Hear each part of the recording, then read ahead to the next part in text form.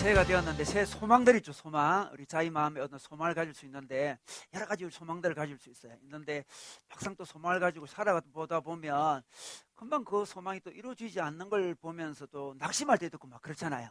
이런 소망을 우리가 품고 이루어가야 되는데 그 이루는 원리를 잘 몰라가지고 그럴 때가 참 많이 있어요. 그냥 노력만 하면 되는 게 아니고 이 소망을 이루는 원리가 있어요. 오늘 원리에 대해서 여러 가지 말씀할 건데 오늘은 마음의 원리에 대해서 함께 나누고 싶어요. 제가 최근에 읽는 책이 있는데요. 한번 우리 화면에 볼까요? 제가 요즘 요 책을 제가 읽고 있는데 CUP라는 옛날에 제가 이 단체에서 일을 한 적이 있는데 제가 그런 이야기 한 적이 있죠. 우리나라에 기독교적인 학문을 하는 대학을 만드는 그런 일을 제가 한 적이 있는데 이 크리스찬 유니버시티 프레스예요. 그래서 기독교 대학 출판사라 해가지고 이 출판사에서 나온 책인데요. 뇌에 대한 인간의 그 뇌에 대한 책이에요. 뇌에 대한 책인데 아주 재밌습니다. 재밌는데 그 뇌의 구조 중에 구조가 여러 가지 구조가 있는데 구조 안에 이제 여러분 그 좀 말이 좀 어려워요. 설교 안에 보면 서론에 보시면 옆에 보시면 전두 대상 피질 아주 좀 약간 이 전문 용어입니다. 요게 있고 그다음에 대뇌 변형계라는 게 있고요. 제가 전공이 아니라서 좀 어려운 단어들이더라고요.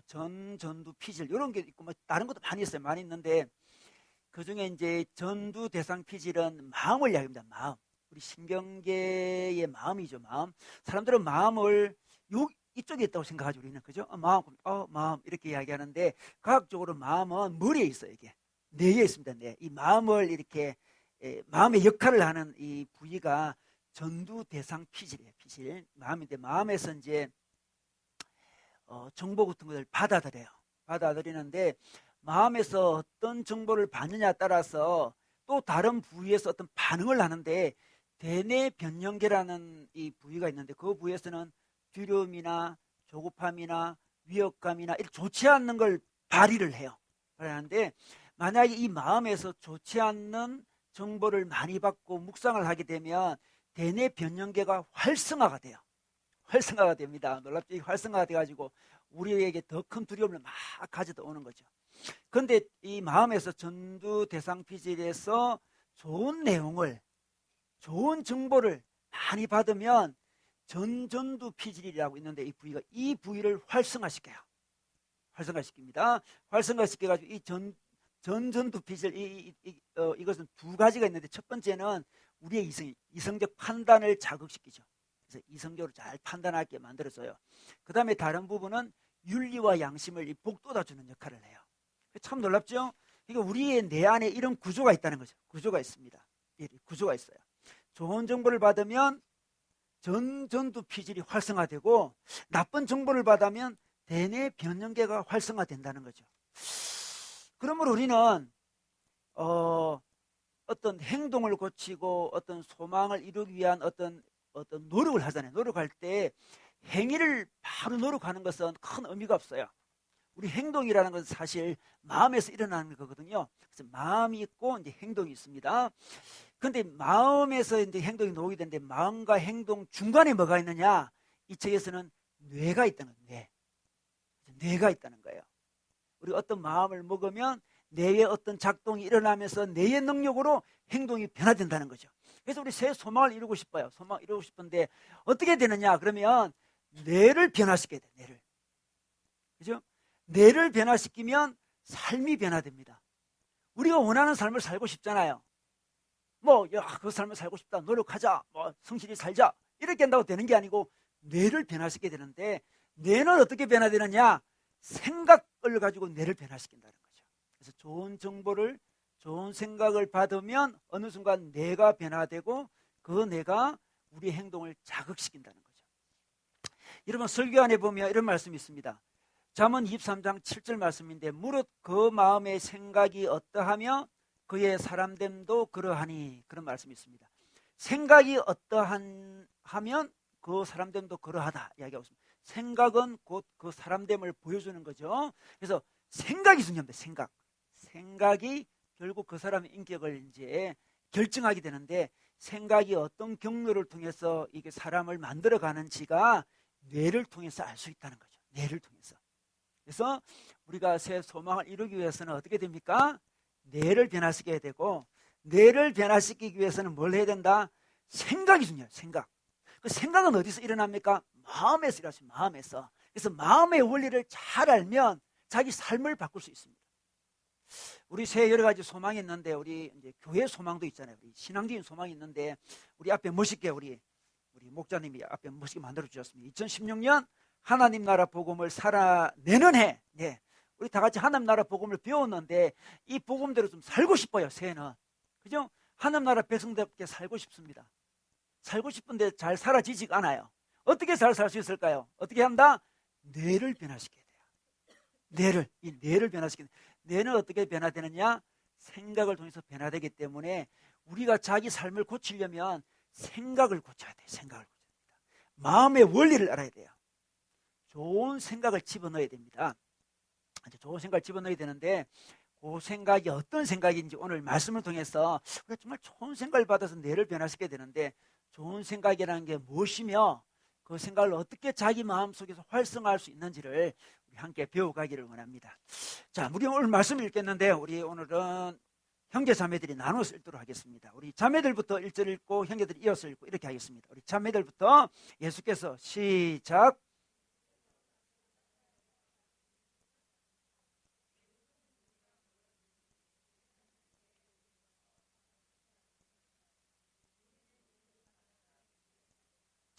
예수께서 비유로 여러 가지를 가르치셨는데 가르치시면서 그들에게 이렇게 말씀하셨다.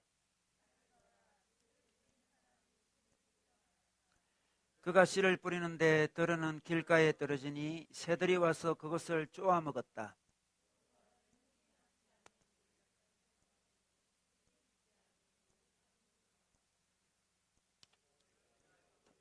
뿌리가 없어서 말라버렸다.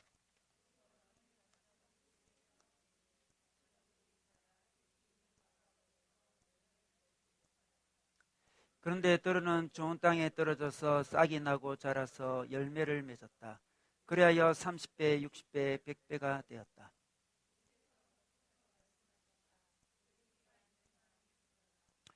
예수께서 혼자 계실 때에 예수의 주위에 둘러있는 사람들이 12제자와 함께 그 비유들이 무슨 뜻인지를 예수께 물었다.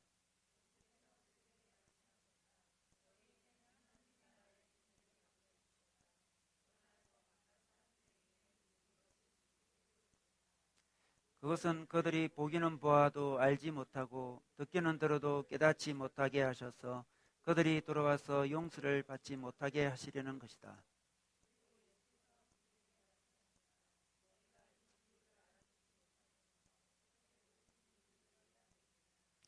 씨를 뿌리는 사람은 말씀을 뿌리는 것이다.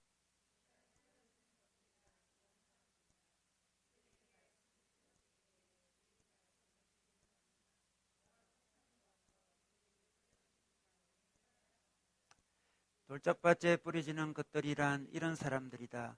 그들은 말씀을 들으면 꼭 기쁘게 받아들이기는 하지만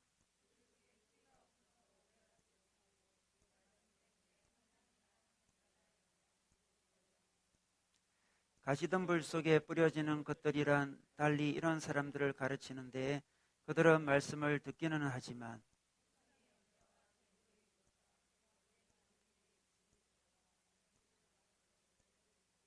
다 같이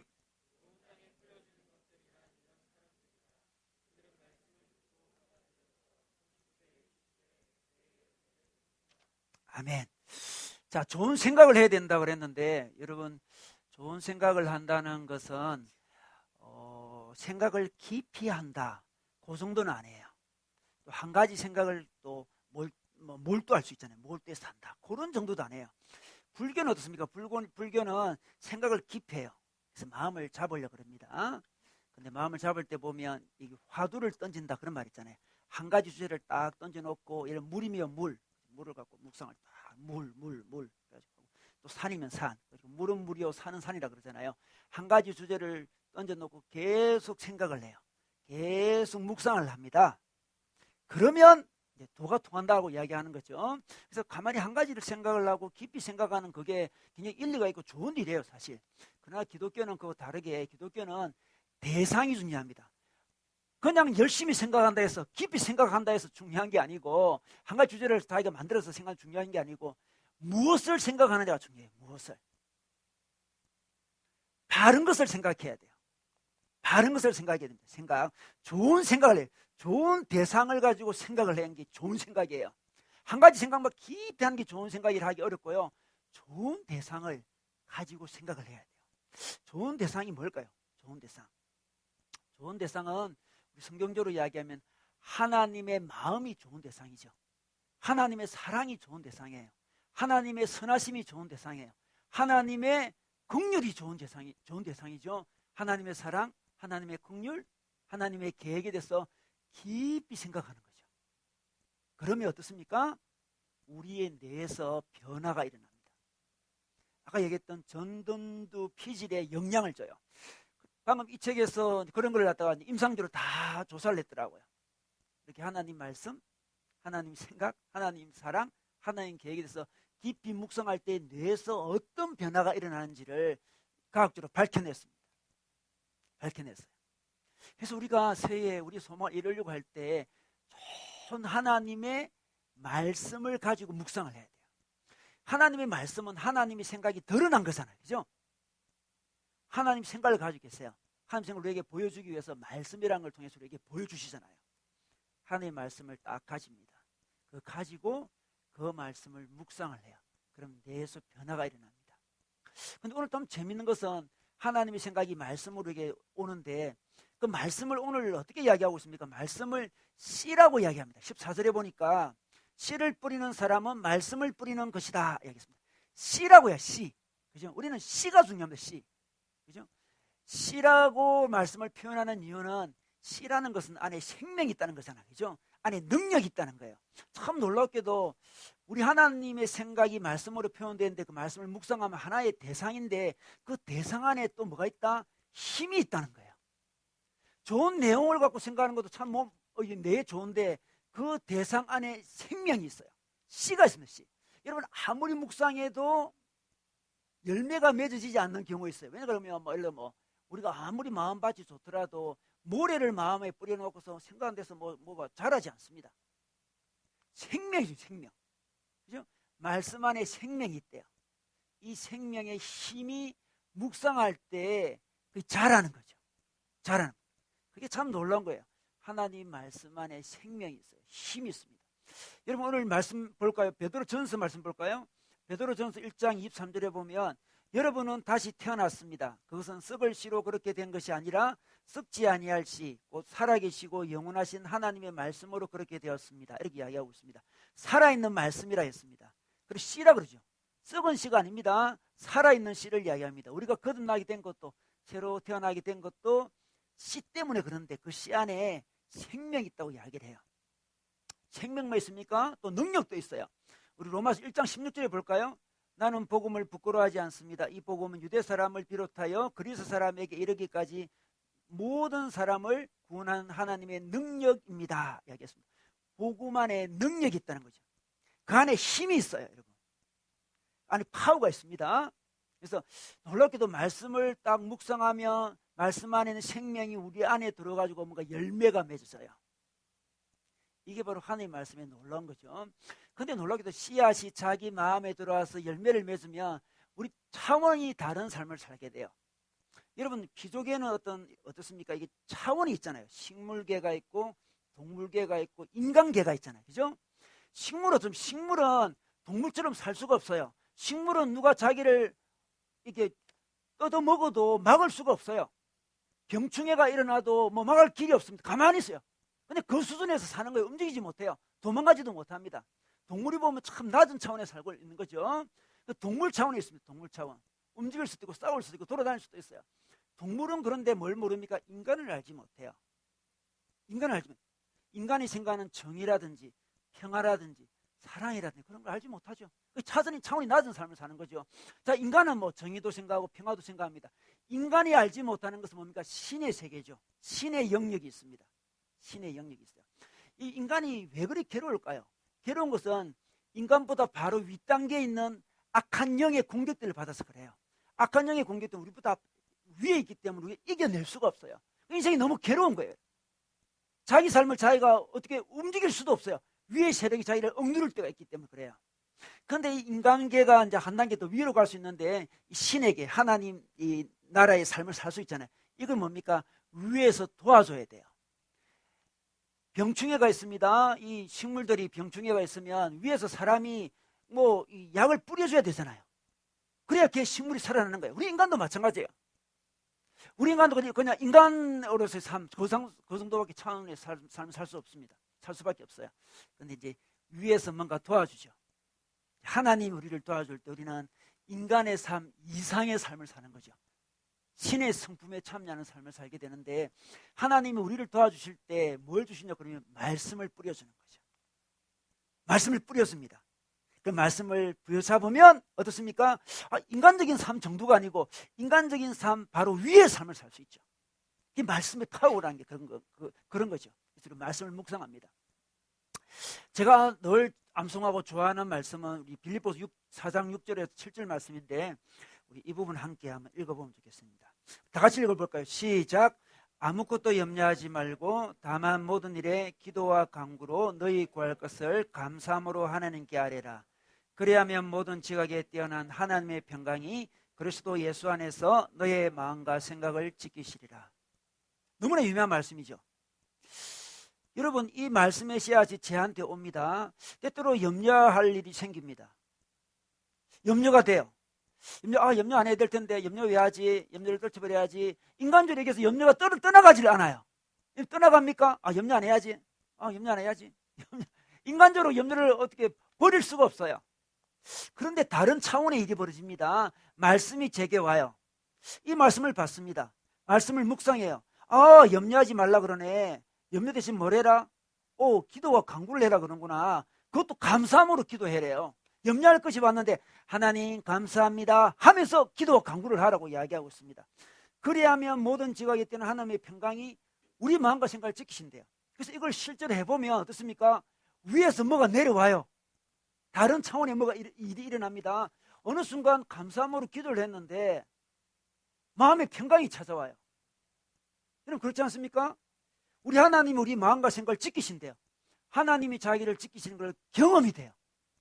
다른 차원입니다. 이게 말씀을 받습니다. 말씀 안에 파워가 있어요. 말씀을 묵상하고 딱 잡으면 말씀이 힘을 발휘하죠. 다른 차원의 삶, 인간적인 차원의 삶은 염려를 할 수밖에 없어요. 우리 인간 사회에 왜 염려가 없겠습니까? 염려할 수밖에 없죠. 다른 차원의 삶이 시작됩니다. 씨앗을 받으니까, 말씀을 받으니까 그것이 와요. 와서 내 것이 되면서 내 뇌를 변화시키고 내 뇌를 변화시켜서 내가 어떤 활성화되면서 어떻습니까? 나의 마음과 생각이 지켜지는 것을 경험할 수 있습니다. 이게 바로 하나님과 더불어 이 땅을 살아가는 삶의 모습이죠. 여러분 노력한다고 다 되는 게 아니에요. 수평적인 삶을 열심히 산다고 다 되는 게 아닙니다. 식물이 아무리 열심히 살아도 그냥 식물이에요. 그렇지 않습니까? 동물이 아무리 많이 쫓아다녀도 동물입니다. 동물. 인간도 마찬가지. 인간도 아무리 노력을 많이 해도 새해 들어서 노력해야지, 열심히 살아야지, 그것으로 인생이 해결되지 않습니다. 그냥 그 수준에 사는 거예요. 조금 멀리 가는 그 수준이겠죠. 자기 수준으로 사는 게 아니에요. 성리하는 삶, 잘 사는 삶은 어떻습니까? 이 수평적으로 뛰고 애쓰는 삶이 아니고요, 수직적으로 사는 거예요. 수평적인 삶, 이제 그걸 끊어야 돼요. 그 정도로 만족하면 안 됩니다. 올해는 내가 잠을 6시간 잤는데 올해는 5시간 자야지. 이게 이 수평적인 삶이죠. 내가 공부를 하루에 3시간 했는데 이제 4시간 해야지. 내가 돈을 이만큼 벌었는데 요만큼 벌어야지. 좀 더 열심히 살아야지. 다 수평적인 삶이에요. 인생이 좀 도우면 되겠죠.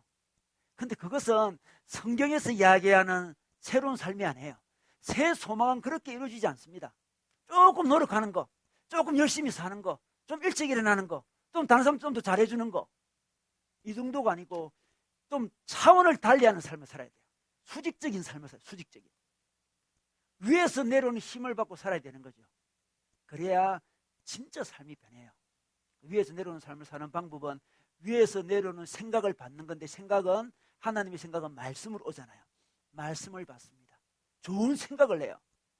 인간적인 생각은 두뇌에 큰 변화를 주지 않습니다. 하나님의 말씀을 가지고 묵상을 합니다. 변화가 일어나요. 내가 산을 향하여 눈을 돌리라. 나의 도움이 어디서 올고 나의 도움은 옆에서 오지 않습니다. 여러분. 위에서 와요. 그래서 말씀을 받아야 돼요. 힘 있는 말씀을 받아야 되는데 그렇게 하면 삶이 바뀌는 거예요. 그런데 이 말씀을 받습니다. 받을 때 두 번째 문제가 있는데, 자, 말씀이 옵니다. 말씀 안에는 힘이 있습니다. 말씀 안에 파워가 있습니다. 생명이 있습니다. 하나님의 생각입니다. 받을 때 문제가 생기는 게 뭐냐 그러면 우리 마음밭에 차이가 있어요.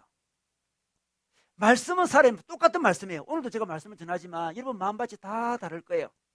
열매 맺는 양도 다 다를 거예요. 마음밭이 또 중요해요. 그냥 열심히 살아가는 것도 아니고 열심히 묵상하는 것도 아니에요. 화두를 던져놓고 고민하는 정도도 아닙니다. 분명 하나님의 생명 있는 말씀을 받아야 되고, 두 번째는 우리 마음을 살펴야 돼요. 마음 깊이 말씀이 씨앗이 들어와야 돼요. 오늘 말씀해 보니까 말씀이 자라지 않는 마음밭을 세 가지 이야기하고 있는데 왜 안 자랄까요? 이 말씀이 깊이 안 들어가요. 길가밭 깊이 들어가지 않습니다. 얕은 마음 돌자박도 깊이 들어가지 않았어요. 가시덤불 밭도 들어갔긴 들어갔는데 가시도 같이 들어가 버렸어요. 상대적으로 깊이 들어간 게 아니에요. 그러니까 말씀이 자기 마음에 깊이 들어가지 않으면 두뇌의 변화가 없어요. 우리 마음을 지금 마음의 원리를 알아야 돼요. 마음의 원리. 우리 잘 살고 싶어요. 마음의 원리를 알아야 돼요. 그 말씀이 깊이 들어가야 되는데 깊이 들어가지 못한 세 가지 지금 밭을 이야기하고 있는데 우리 유명한 이야기잖아요. 이 이야기는. 우리 첫 번째 한번 볼까요? 길가에 떨어진 씨 이야기합니다. 길가는 굳은 마음이에요. 이 길가라 그러면 여러분 왜 씨앗을 길가에 뿌렸을까요? 이 길가는 논두렁 같은 거예요. 이 논과 논 사이 논두렁 있잖아요. 그게 이제 뿌려진 건데, 길가는 어떻습니까? 많은 사람이 왕래를 했어요. 그래서 우리 길가 같은 마음을 갖고 있는 사람을 우리가 볼 수 있는데, 그 사람들은 이 딱딱해졌습니다. 마음이 왜 딱딱해진다 그러면 많은 사람이 밟고 지나갔거든요. 그의 인생에 많은 사람이 그를 짓밟았습니다. 억울한 일도 많이 당했어요. 짓눌렸습니다. 단단히 굳어집니다. 사람들이 그를 밟고 지나간 거죠. 사람들만 밟고 지나간 게 아니고 인생의 여러 어려움들이 그의 마음을 밟고 지나갔어요. 좋지 않은 사건들이 막 지나가죠. 극심한 가난을 겪습니다. 실패를 경험해요. 또 예를 들면 교회에서 상처받아요. 상처받습니다. 저는 교회에서 상처받은 사람들 중에 좀 많이 상처받은 사람들은 그런 사람이더라고요. 보니까 사찰 집사님 자녀분들, 그런 분들이더라고요. 그죠? 여러분도 경험했을지 몰라요. 요즘은 사찰 집사님 잘 없는데 제가 경험해보니까 사찰 집사님의 자녀분들이 상처를 많이 받았더라고요. 되게. 교회의 어두운 면들을 어린 시절에 너무 많이 보았기 때문에 그렇겠죠. 또 목사님 자녀들, 이 장로님 자녀들이 교회 여러 가지 어두운 면을 보기 때문에, 좋은 면도 있고 어두운 면도 있잖아요. 교회라는 것은. 어두운 면을 어린 시절에 소화를 하지 못할 때 봤기 때문에 마음의 상처를 받아요. 마음이 굳어집니다. 사람들이 자기 마음을 밟고 지나갔어요. 좋지 않는 인생의 어떤 사건들이 자기 마음을 밟고 지나갔습니다. 마음이 딱딱하게 굳었어요. 그것만 그렇습니까? 어떤 생각, 어떤 사상이 자기 마음을 밟고 지나갈 때가 많아요. 어떤 사람은 칼막스가 자기 마음을 밟고 지나갔어요. 칼막스 사상이 지나가고요. 니체가 지나갔어요. 자유주의 신학이 자기 마음을 밟고 지나갔어요. 공산주의 사상이 지나갔습니다. 아주 세속적인 사상이 지나갔어요. 아주 타락한 자본주의 사상이 지나갔습니다. 자기 마음을 밟고 지나갔어요. 제가 학생 때 우리나라 독재 정권이었기 때문에 많은 젊은이들이 이 공산주의를 좋아하게 됐어요. 너무 그 정권이 미우니까. 공산주의가 자기 마음을 밟고 지나갔어요. 마음이 딱딱하게 굳었습니다. 그래서 말씀이 떨어지는데 콘크리트처럼 단단해졌기 때문에 말씀이 심어지지 않아요. 심어지지 않습니다. 여러분, 말씀의 문제가 아니고요, 자기가 문제예요. 삶이 변화되지 않는 것은 소망스러운 그 삶을 살지 못하는 이유는 자기 마음밭에 지금 문제가 있습니다. 여러분 혹시 자기 마음이 딱딱하지 않나요? 말씀이 떨어지잖아요. 떨어져도 열매를 맺지 못해요. 너무 많은 사람이 자기 마음을 지나갔거든요. 좋지 않은 인생의 많은 슬픈 일들이 자기 마음을 지나갔어요. 안 좋은 생각들이 막 밟고 지나가 버렸습니다. 마음이 딱딱해졌어요. 그래서 말씀이 자기 마음 깊이 들어가지 않습니다. 우리 고린도서 4장에 보면 이런 말씀이 있어요. 세상 신이 믿지 않은 자들의 마음을 혼미케 한다. 그런 말씀이 있어요. 혼미케 한다는 건 뭐냐 그러면 말씀이 딱 떨어지면 금방 없애버린다는 거예요. 우리 설교를 해보면 그런 느껴요. 아, 제가 참 혼미하구나 그런 느낌이 드는 사람이 있어요. 집중이 안 돼요. 집중이. 말씀이 탁 떨어지는데 금방 없어져요. 새들이 와서 먹어버린 거 똑같은 거죠. 혼미해요. 우리 기도해보면 그런 이야기 많아요. 아, 너 너무 혼미해. 그런 이야기 많아요. 여러분 그런 이야기 못 들었나요? 기도해 하시는 분들이 뭐 예언도 하고 뭐 그런 분들이 보면 늘 그러잖아. 너 정말 혼미해. 혼미해. 그런 이야기 하잖아요. 실제로 혼미한 사람이 굉장히 많아요. 혼미합니다. 마음밭이 너무 혼미해요. 길가밭이기 때문에 말씀이 와가지고 품어야 되는데 품을 만한 힘이 없어. 금방 떠나가요. 집중이 안 돼요. 집중이. 혼미합니다. 혼미해. 이런 사람은 어떻게 해야 될까요? 자기가 좀 혼미하다 생각되는 사람, 아, 말씀이 왔는데 좀 이렇게 잘하지 않는다. 그런 사람 어떻게 되냐 그러면 단순한 기도를 해야 됩니다. 단순한 찬양을 해야 돼요. 하나님은 살아계십니다. 이런 걸 해야 돼요. 복잡한 책 읽지 마세요. 혼미한 사람들. 원래 혼미한데 책 읽으면 더 혼미해져요. 책 읽지 마세요. 저는 책을 읽으려고 하는 사람이 있고 책을 읽지 말라고 하는 사람이 있는데 혼미한 사람은 읽지 마세요. 또 많은 정보들 그런 거 좋은 일이 아니에요. 단순한 성경적인 원리를 자꾸 외쳐야 됩니다. 하나님은 살아계십니다. 하나님은 나를 사랑하십니다. 찬양도 단순한 찬양을 열심히 계속 불러야 돼요. 그래 혼미함이 떠나가는 거예요. 너무 복잡해. 너무 복잡해. 너무 깊이가 없어요. 마음밭의 문제. 마음밭의 문제. 여러분 많은 사람이 새해가 되면 이런 삶을 살아야 되는데 저런 삶을 살아야 된다고 이야기하는데 자기가 변해야 된다 생각은 잘 하지 않아요. 자기 마음밭의 이야기는 하지 않습니다. 상자 입은 자기 마음밭. 수많은 일들이 수많은 사건들이 자기 마음을 짓밟고 지나갔는데 그 딱딱해졌는데 그것을 개선할 생각을 하지 않아요. 수평적인 삶을 살라고 그러죠. 더 열심히 하면 되겠다. 이렇게 더 열심히 하는 걸로 되지 않고 마음의 변화를 줘야 되는데 자기 마음이 길가봐 같은 사람, 내 인생 참 슬픈 일이 많이 있었다.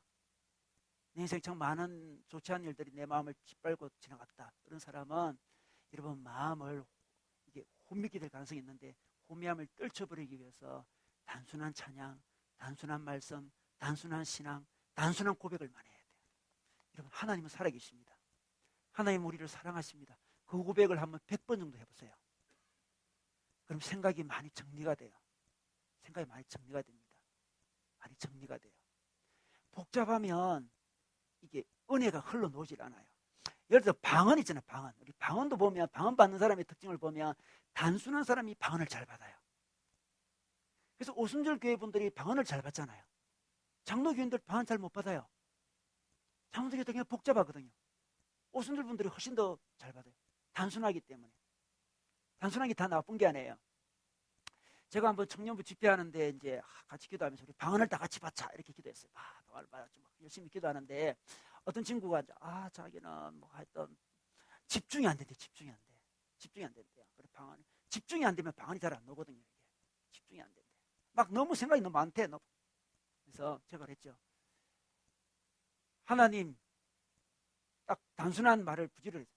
하나님 방언 주세요. 1000번 하라 그랬어요. 제가 1000번. 단순한 이야기죠. 근데 그 친구가 이제 군에서 갓 제대한 친구였어요. 그래서 굉장히 순종적이에요. 군에서 갓 제대했기 때문에 순종적인데 1000번을 했는데 방언이 나왔어요. 이 방언이 나올 때 보면 생각이 싹 사로잡히면서 방언이 나오거든요. 생각이 복잡하면 생각이 자기 혀를 통제하기 때문에 방언은 혀를 주님께 맡기는 건데 혀를 맡기질 못해요. 혀를 맡게 하면 하나님이 내 입술을 주장할 건데 주장이 이 입술이라는 것은 생각이 막 이렇게 좌지우지하잖아요. 그래서 방언 같이 하자 그러면 생각이 많은 사람은 방언할 때 혀가 꼬인다는데 몇 도로 꼬일까 이걸 고민하고 있어요. 15도, 25도, 35도 이렇게 생각이 혀를 잡고 있어요. 어느 순간 하나님 앞에 자기 혀를 드려요. 그때 하나님이 자기 혀를 사용하셔서 방언이 나와요. 방언이 나옵니다. 혼미하면 안 돼요, 여러분. 단순해야 됩니다. 단순한 사람은 복잡해야 되겠지만 혼미한 사람은 단순해야 돼요. 길가밭에 있는 사람 이해는 돼요. 수많은 좋지 않는 사람들, 좋지 않는 사건들, 좋지 않은 사상이 자기 마음을 짓밟고 지나가서 그래 된 건 이해되지만 이제 우리는 하나님의 은혜로 단순한 신앙 고백을 통해서 자기 마음을 갈아야 돼요. 우리 그 다음 마음밭은 어떤 밭입니까? 돌짝밭에 떨어졌습니다. 이 팔레스타인 지역은 이 석회암청이 많았어요. 석회암청. 석회암청이 많은데 그 위에 흙을 덮어서 약간 개간해가지고 이렇게 씨를 뿌려요. 조금만 들어가면 석회암이 있어가지고 잘 자라지 못해요. 그래서 얕은 밭이죠. 얕은 밭이에요. 이 밭의 사람은 어떻습니까? 6절에 보니까 이런 말이 있습니다. 5절부터 볼까요? 돌짝밭에 떨어졌는데 흙이 깊지 않으므로, 석회암청이니까 깊지 않습니다. 싹은 꽃 나왔지만 해가 뜨자 타버렸다 이야기하고 있습니다. 타버렸대요. 뿌리가 없어서 말라버렸다 이야기하고 있습니다. 뿌리가 없어요. 뿌리가 없습니다. 자, 이 밭은 어떤 밭일까요? 17절에 넘어갈까요? 17절에 가면 그들 속에 뿌리가 없어서 오래가지 못하고 말씀 때문에 환난이나 박해가 일어나면 꼭 걸려 넘어진다 이렇게 이야기하고 있습니다. 여러분, 자기 마음을 잘 봐야 돼요. 자기 마음에 환난이나 박해가 일어나면 걸려 넘어지는 거 있잖아요. 이게 돌짝밭 같은 사람의 특징인데 뿌리가 얕아서 그래요. 신앙이 얕아서 그렇습니다. 여러분, 신앙생활 하다 보면 이게 환난이나 박해가 일어날 수가 있어요. 큰 환난이 아닐 수도 있습니다. 뭔가 처음에는 교회 생활이 좋았는데 뭔가 자기가 교회 생활하면서 좀 손해보는 게 생길 수 있어요. 이게 어떤 분은 하면서 환난해요. 좀 희생해야 되고 좀 고생해야 되고 약간 오해도 받기도 하고 또 미움도 받기도 하고 그때 걸려 넘어지는 거죠. 이 돌짝밭의 특징이에요. 돌짝밭 위에 떨어진 씨앗이 자라지 못하는 특징이죠. 그런 사람 굉장히 많아요. 뿌리가 너무 얕아요. 조금만 문제가 생기면 걸려 넘어져요. 어떤 사람은 목사님이 자기 이름을 성을 바꿔서 불렀다고 교회를 떠나요. 저 같은 그 성향의 사람들은 엄청 실수를 많이 하거든요. 저는 구체적인 거 너무너무 힘들어요. 구체적인 거 너무 힘들어하고 제가 이제 청소년 사회 갈 때 너무 힘들었어요. 애들 이름이 왔는데 5년 걸렸거든요. 제가 너무너무 어려웠어요. 이름을 잘못 불러줬다고 상처가 되어가지고 걸려 넘어지는 거죠. 걸려 넘어지는 거. 주보에 자기 이름 잘못 나왔다고 걸려 넘어지는 사람 굉장히 많아요. 저희 교회는 주보에 이름 내지 않습니다. 거의 이름 내지 않습니다. 이 얕은, 그죠? 여러분, 오늘 말씀에 보면 해가 떠서 햇빛이 내리쬐면 여러분 이 뿌리가 얕은 사람은 이게 타버려요. 그런데 있잖아요. 가만히 보면 이 햇빛이라는 게 식물이 자라는데 얼마나 중요한 건지 몰라요. 여러분, 인생의 박해와 환난은 우리 햇빛 같은 거기 때문에 굉장히 도움이 돼요. 잘 이겨내면. 햇빛 없이 식물이 잘 자랄 수가 없어요. 그 햇볕 때문에 말라 비틀어져 넘어지는 사람이 있는 반면에 어떻습니까? 해가 뜨면 타버리는 사람이 있는 반면에 해가 뜨면 해를 받고 더 자라나는 사람이 있습니다. 여러분, 자기 마음이 바뀌게 됩니다. 마음이 깊이 들어가야 돼요. 말씀이 깊이 들어갈 수 있는 마음을 좀 개간을 해야 돼요. 자기 마음을 봅니다. 자기 마음, 해가 뜨면 타버리는 마음인가요? 조금 남들이 자기한테 좀 잘못하고 남들이 자기한테 좀 상처 주고 좀 인정받지 못하고 좀 사랑받지 못하고 오해받고 그러면 타버리는 사람은 자라지 못해요. 삶이 변화가 없어요. 햇볕은 때때로 따갑기도 하고 뜨겁기도 하고 힘들기도 해요. 그러니까 햇빛을 받아야 그 식물이 잘 자랄 수 있어요. 우리 이 말씀은 마태복음에도 나오고 마가복음에도 나오고 누가복음에도 나오는데요. 누가복음에는 이 부분을 어떻게 설명하냐 그러면 물기가 없어서 말랐다 이렇게 나와요. 물기가 없대요. 여러분, 요 신앙은 요 마음밭은 물기가 없는 신앙이에요. 물기가 없다는 것은 영적으로 이야기하면 눈물이 없는 거예요. 여러분, 눈물을 잃어버리면 절대로 말씀이 우리 속에서 자라지 않습니다. 여러분, 습기가 있습니까? 여러분에게 물기가 있나요? 눈물이 있습니까? 여러분, 우리 주님께 기도하면서 눈물 흘려본 적이 언제였습니까? 우리 주님 이름 부르면 눈에 눈물이 촉촉히 맺힙니까? 물기가 없어요. 저는 여러 사람들이 많은 한국교회 이야기를 하는데 저는 한국교회가 잘못된 것은 물기를 잃어버렸기 때문에 그렇다 생각해요. 눈물이 많이 사라졌어요. 주님 앞에 나와서 우는 사람이 너무너무 드물어요. 우리 걔도 그런 것 같아요. 저도 그런 것 같고 언제부터가 눈물이 살아요. 물기가 살아요. 물기가. 눈물이 없어요. 주님 하면 같이 울어야 되는데 하나님 하면 우리 신앙이 자랄 때 그랬잖아요. 우리 어려움을 극복할 때 다 울었잖아요. 주님 앞에 나가서. 주님이라면 눈물이 막 나요. 눈물. 신앙이 자라는 거예요. 물기가 없어요. 감사의 눈물이 없습니다. 감격의 눈물이 없어요. 아주 까칠해요. 까칠합니다. 까칠해요. 깊이가 없습니다. 완전 인스턴트 신앙이에요. 지금 편한 것만 찾습니다. 감정적인 기분만 찾습니다. 몸이 좀 힘들면 그냥 그만둬버려요. 의지가 너무 부족합니다. 편하고 가볍고 좋은 것만 찾아요. 편하고 가볍고 좋은 교회만 찾아다니고 있는 거죠. 그래서 삶이 바뀌지 않습니다. 우리 새해 소망을 이뤄야 되는데 우리 마음에 문제가 있어요. 문제가 있습니다.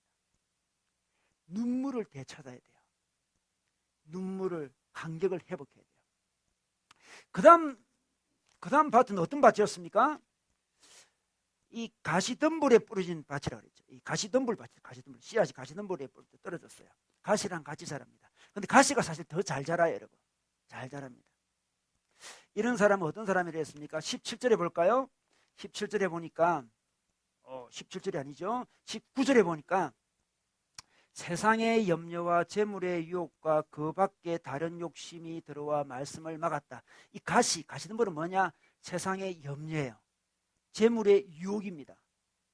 그 밖에 다른 일의 욕심이에요. 이 부분도 참 재밌게도 마태복음에도 나오고 누가복음에도 나오고 마가복음에도 나오는데 마태복음에는 세상의 염려, 재물의 유혹 이 부분만 나와요. 이 마태복음 공동체는 가난한 공동체였거든요. 이제 가난한 사람들은 세상의 염려가 제일 많아요. 많습니다. 재물 유혹도 많습니다.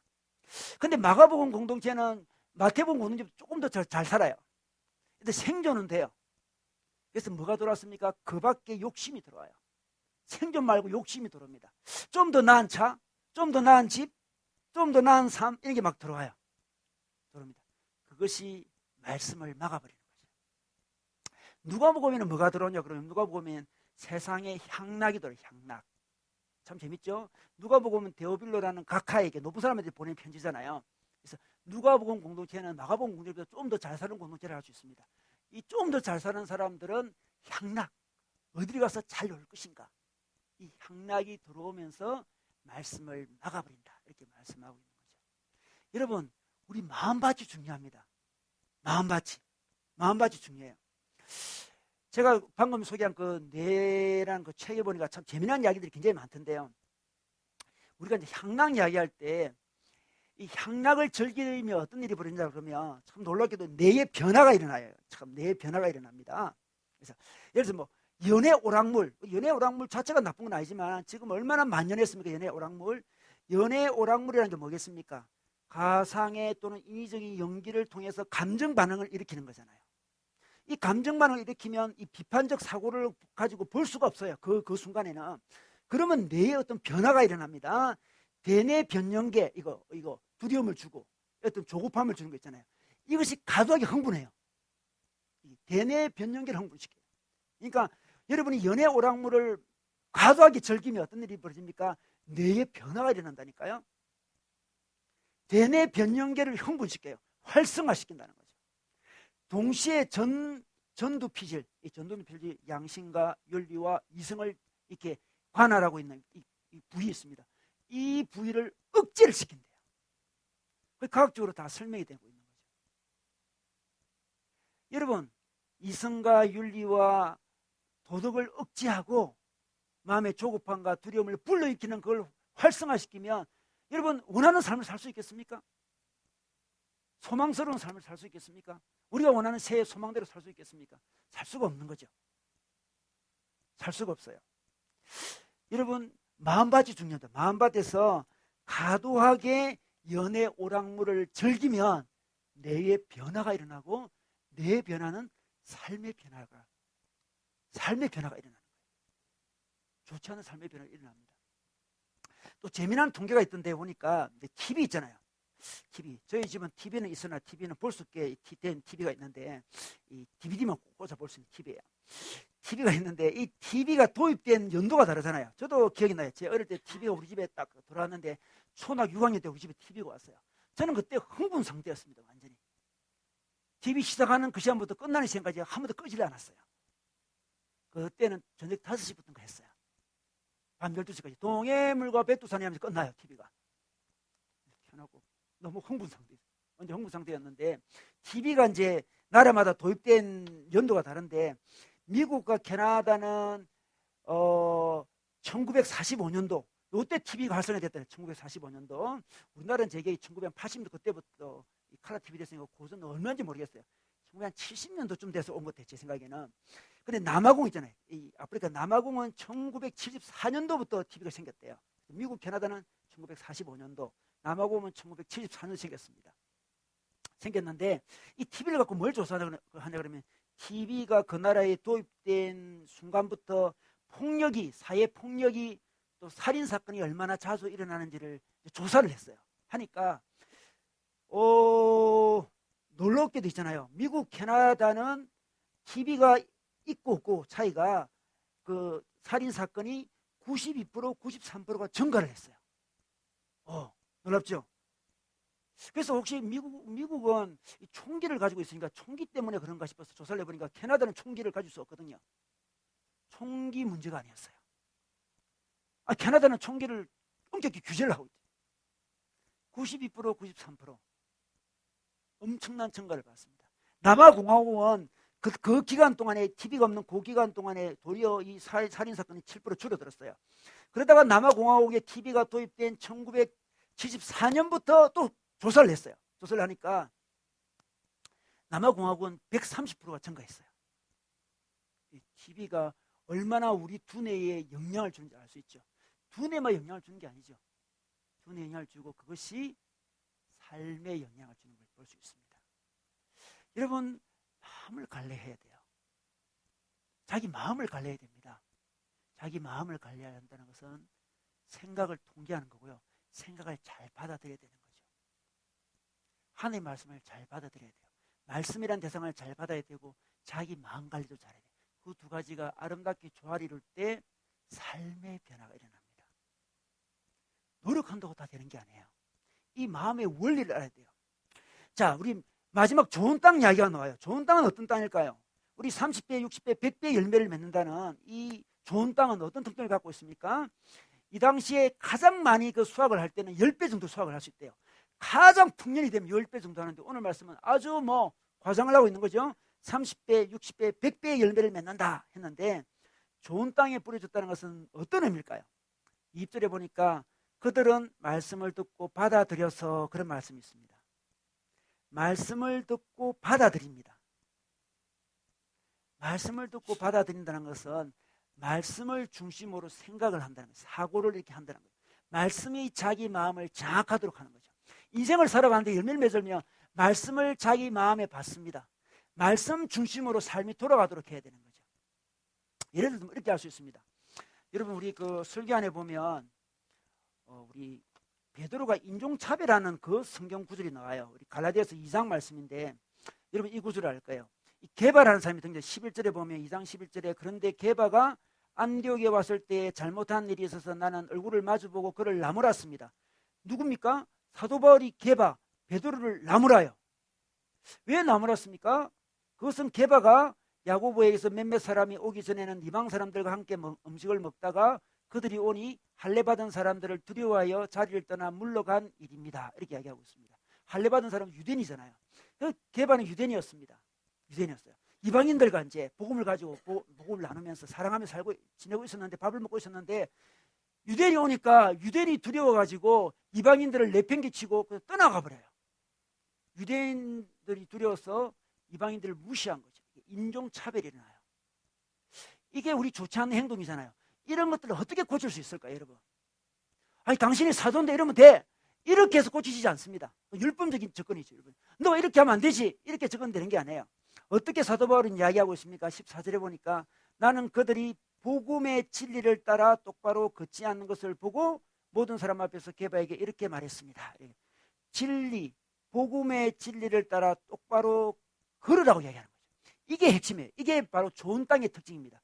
복음의 진리를 따라 걷는 거, 복음의 진리를 자기 마음에 새기면서 그것이 자연스럽게 인종차별 안 하도록 하는 거, 그게 바로 좋은 땅에서 그 씨앗을 받아서 열매를 맺는 원리요 방식이에요.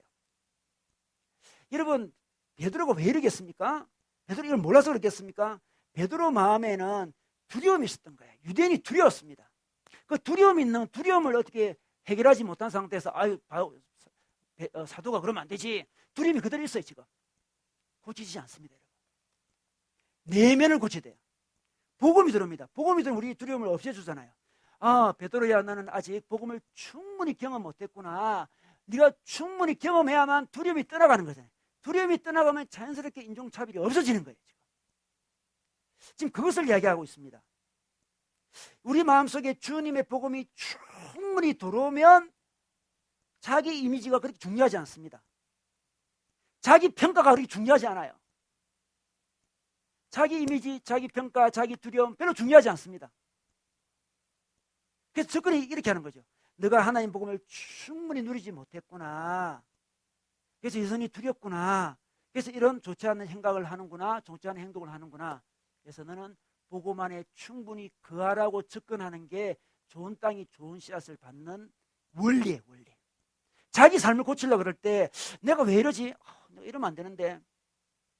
내가 왜 이렇게 어려울까? 고쳐야 될 텐데. 일찍 나야 될 텐데.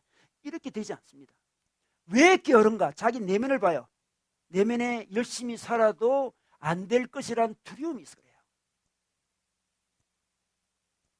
그 두려움 때문에 열심히 못 사는 거예요. 지금 사람들 앞에 내가 열심히 안 살아서 그래 이렇게 변명을 할 수 있는 거예요. 열심히 살았음에도 불구하고 안 되면 얼마나 황당해요. 그게 두려우니까 열심히 안 사는 이미지를 갖고 있는 거예요. 그래서 좀 잘못하면 쟤는 원래 열심히 안 살아 이렇게. 나 원래 열심히 안 살아 이렇게 얘기해요. 자기 내면의 두려움을 보지 못하는 거죠. 복음이 그 내면에 들어가야 돼요. 내면을 이렇게 해결해 주는 거죠. 해결해 줍니다. 충분히 말씀 속에 들어가요. 자기 이미지를 그렇게 관리할 필요가 없습니다. 여러분, 베드로가 지금 두려워하고 있어요. 많은 사람들이 자기 이미지, 두려움 그런 것들 때문에 어떻습니까? 다른 사람을 무시할 때가 많아요. 지금 인종차별하고 있잖아요. 많은 사람들이 왜 다른 사람을 무시하고 왜 다른 사람을 욕하고 그럴까요? 다른 사람을 왜 낮출까요? 자기가 두려워서 그런 거예요. 자기가 불안하니까. 자기 존재 자체가 약하니까 다른 사람을 낮춰야만 자기가 올라갈 것만 같으니까 낮추잖아요. 수많은 사람이 다른 사람을 비판해요. 왜 비판합니까? 두려워서 그런 거예요. 왕따시키는 건 마찬가지죠. 왕따를 시키는 왕따를. 다른 사람을 왕따시켜야 자기가 왕따되지 않기 때문에 그런 거예요. 복음은 우리 마음 깊이 들어와서 우리 마음의 변화를 줍니다. 그래서 그런 외부적인 좋지 않은 행동을 안 하도록 막아주는 거죠. 제가 아는 후배 목사님이 계신데요. 그 목사님이 전도사 시절에 이제 교회에서 어느 이제 선생님, 여자 선생님과 이제 사랑을 하게 됐어요. 서로 연애를 하게 되었는데, 그래서 이제 결혼을 하려고 하는데 그 여자분의 집에서 반대를 해요. 우리 자매 집 반대를 하는데, 특히 그 장모님 될 분이 엄청 반대를 했어요. 엄청 반대를 해가지고 왜 반대하냐 들어보니까 자기 딸은 명문대 출신인데 당신은 신학교 출신이고 전도사라는 거지. 그래서 빨리 전도사를 때려치우고 어서나 검사가 되면 허락하겠다 이렇게 하겠어요. 뭐 전도사가 어떻게 갑자기 검사가 되고 들릴 수도 없는 이야기죠. 그래서 교회도 여러 번 찾아오고 담임 목사님한테 막 따지고 막 그랬어요. 담임 목사님 잘못된 것도 아니고 따지고 그랬는데, 이럴 때는 이제 가족이 나서야 돼. 가족이 나서야 되는데, 그분에게 며느리 두 사람이 있었어요. 며느리 두 사람이 있었는데 이 모든 상황을 잘 알았죠. 알고 어느 날 설이었는데 분위기 굉장히 좋을 때 이제 어머니에게 이야기를 했어요. 어머니, 저희들은 어머니를 참 존중한다고. 어머니를 참 존중한다고. 어머니가 너무 지혜로우신 분이라고. 이렇게 정말 진심으로 칭찬했습니다. 칭찬하면서 하나님의 어머니, 저희들이 어머니를 그렇게 존중하고 어머니 지혜가 너무 놀라운 것을 우리가 잘 아는데, 그것은 어머니가 우리보다 더 많이 배워서 그런 게 아니라는 것도 잘 알고 있습니다. 어머니가 우리보다 많이 배운 것도 아니고 그러잖아요. 그렇지만 어머니가 우리보다 훨씬 지혜롭고 훨씬 훌륭해서 우리를 얼마나 어머니를 존중하는지 모릅니다. 이렇게 이야기를 하니까 그 어머니 마음이 너무 기뻐가지고 그 자리에서 결혼을 허락해줘요. 이게 정말 성경적인 접근이에요. 그 어머니 마음을 어루만져 준 거죠. 충분히 사랑을 경험하게 된 거죠. 아, 우리 며느리 둘이가 내가 며느리보다 공부도 못했지만 나를 이렇게 존중하고 있구나. 정말 내가 지혜로운 사람이랑 이렇게 인정해주고 있구나. 쫙 받았습니다. 그래서 마음이 넓어져서 그래 결혼해. 결혼해. 정말 잘 살아요. 목사님 계셨는데 정말 잘 살아요 지금. 복음이 우리 속에 역사할 때 이렇게 되는 거예요. 우리 마음의 변화가 충분히 복음이 우리 마음에 깊이 와야 됩니다. 깊이 심어져야 됩니다. 복음으로 심어. 왜 내가 인종차별하지? 많은 사람이 듣거든. 인종차별하면 안 되잖아요. 왜 다른 사람 무시해요? 뭐 잘못됐어요? 그런 이야기만 쫙 합니다. 누가 모릅니까? 다 알아요. 우리 젊은 애들이 뭐 웹툰 많이 보면 안 되잖아요. 근데 공부도 안 하고 웹툰 많이 보는 거 자기도 다 알아요. 이러면 안 된다는 거. 엄마 아빠가 웹툰 또 보니 이런다 해서 고칠 수가 없는 거예요. 그 마음속 깊이 있는 자신감이 없고 마음에 있는 그 사랑이 충분하지 못해서 그렇잖아요. 그것을 채워주는 거죠. 이게 바로 마음의 원리예요. 마음의 원리. 여러분 새 소망을 이루고 싶으십니까? 그러면 뇌를 변화시켜야 돼요. 뇌를. 우리 하나님께서 은혜로 뇌라는 걸 주셨습니다. 뇌를 또 연구할 수 있게 해주셨습니다. 뇌를 변화시키는 뇌를. 뇌는 생각을 통해서 변화됩니다. 생각은 바른 생각, 좋은 생각을 해야 되는데 좋은 생각은 뭡니까? 하나님의 말씀이에요. 말씀이 하나님의 생각이니까 말씀을 받습니다. 그 말씀을 묵상해요. 그 말씀 안에도 생명이 있네요. 힘이 있네요. 말씀을 받으니까 속에서 변화가 막 일어나서 차원이 다른 삶을 막 살게 해주네요. 근데 말씀을 받은 다음에 꼭 기억해야 되는 것은 우리 마음밭에 문제가 있다는 걸 알아야 돼요. 말씀은 문제가 없는데 마음밭에 문제가 있어요. 마음밭을 개간해야 됩니다. 마음밭에 그 말씀이 깊이 심어지도록 해야 돼요. 깊이 심어지려면 말씀을 따라 사고를 해야 돼요. 그 말씀이 내면에 깊이 와서 자기 내면을 변화시켜서 행동이 변화되도록 해야 돼요. 이게 바로 우리 하나님께서 우리에게 약속하신 소망을 이루는 원리입니다. 이런 소망 있죠. 그 소망, 마음밭을 개간해서 그 소망을 이루는 새해가 되시기를 주의 이름으로 축원합니다.